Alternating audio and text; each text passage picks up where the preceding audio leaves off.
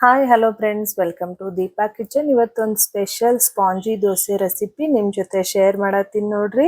ನೀವು ಎಷ್ಟೋ ಸರ್ತಿ ದೋಸೆ ತಿಂದಿರ್ಬೋದ್ರಿ ಅಥವಾ ಮಾಡಿರ್ಬೋದ್ರಿ. ಈ ಥರ ಥರ ಸಾಫ್ಟ್ ಆಗಿರೋ ದೋಸೆ ಅಂತೂ ಮಾಡ್ಲಿಕ್ಕಿಲ್ರಿ. ಬರೀ ಈಜಿ ರೆಸಿಪಿ ಹೆಂಗೆ ಮಾಡೋದಂತ ನೋಡುಮಂತ್ರಿ.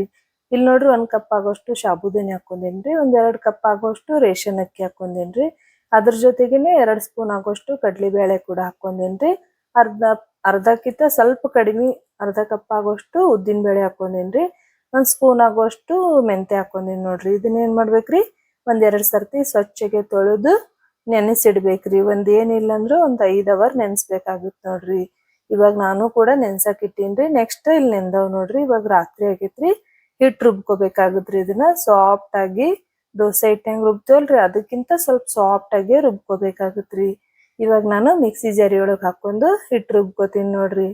ನೋಡ್ತಾ ಇರ್ಬೋದ್ರಿ, ಹಿಟ್ಟು ಸಾಫ್ಟ್ ಆಗಿ ಮೆತ್ತಗೆ ರುಬ್ಕೋಬೇಕ್ರಿ ಈ ತರ. ನೆಕ್ಸ್ಟ್ ಇದನ್ನ ಒಂದು ಬೌಲ್ದಾಗ ತೆಗೆಮಂತ್ರಿ.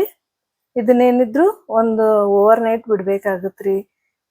ಮತ್ತೊಂದು 10 ನಿಮಿಷದಾಗ ಮಾಡೋದಿತ್ತಂದ್ರ ಇನ್ನೂ ಹಾಕೊಂಡು ಮಾಡ್ಬೋದ್ರಿ. ಈ ತರ ಓವರ್ ನೈಟ್ ಬಿಡೋದ್ರಿಂದ ಇಷ್ಟು ಪರಿ ಉಬ್ಬಿ ಬರ್ತೈತಿ ನೋಡ್ರಿ ಹಿಟ್ಟು. ಮತ್ತು ದೋಸೆ ಅನ್ನೋದು ತರ ಬರ್ತೈತ್ರಿ. ಸಾಫ್ಟ್ ಆಗಿ ಸ್ಪಂಜಿ ಆಗಿ ಬರ್ತೈತಿ ನೋಡ್ರಿ. ಈಗ ನೋಡ್ರಿ, ಹಿಟ್ಟಿಗೆ ಸ್ವಲ್ಪ ಉಪ್ಪು ಹಾಕೊಂಡು ಇದನ್ನ ಮಿಕ್ಸ್ ಮಾಡ್ಕೋಬೇಕ್ರಿ. ನೀವು ನೋಡ್ತಾ ಇರ್ಬೋದ್ರಿ, ಹಿಟ್ಟು ಎಷ್ಟು ಪರಿ ನೊರೆ ನೊರೆ ಆಗೈತೆ ಅಂತ ಹೇಳಿ. ಬರೀ ದೋಸೆ ಹಾಕುಮಂತ್ರಿ. ಇಲ್ಲಿ ನೋಡ್ರಿ, ದೋಸೆ ತವಾ ಕೂಡ ಕಾದೈತ್ರಿ. ಸ್ವಲ್ಪ ಎಣ್ಣೆ ಹಚ್ಕೊಂಡು ಅಥವಾ ಹಸಿ ಬಟ್ಟಿಲೆ ತವಾ ಒರೆಸ್ಕೊಂಡು ದೋಸೆ ಹಾಕೋತೀನಿ ನೋಡ್ರಿ. ಸ್ವಲ್ಪ ಇದನ್ನ ದಪ್ಪವಾಗಿ ಹಾಕೋಬೇಕ್ರಿ, ಅವಾಗ ಮಾತ್ರ ನಮ್ಗೆ ಒಂಥರ ದೋಸೆ ಬರ್ತೈತಿ ನೋಡ್ರಿ. ಮೇಲ್ಗಡೆ ಸ್ವಲ್ಪ ಎಣ್ಣೆ ಹಾಕೋಬೇಕ್ರಿ. ಇದನ್ನ 2 ಸೈಡ್ ಚಂದಾಗೆ ಬೇಯಿಸ್ಕೋಬೇಕಾಗತ್ರಿ. ನೋಡ್ತಾ ಇರ್ಬೋದ್ರಿ, ದೋಸೆ ಮಸ್ತ್ ಕಲರ್ ಕೂಡ ಬಂದೈತೆ ಅಂತ ಹೇಳಿ.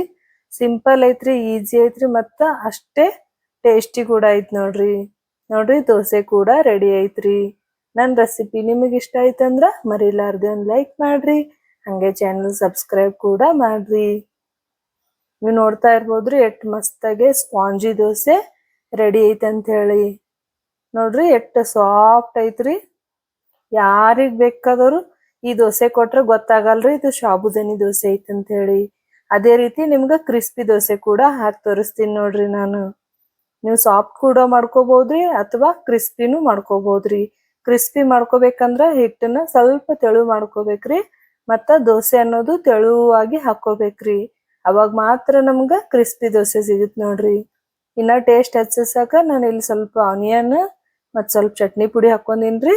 ನೋಡ್ತಾ ಇರ್ಬೋದ್ರಿ, ಕ್ರಿಸ್ಪಿ ದೋಸೆ ಕೂಡ ರೆಡಿ ಐತ್ರಿ.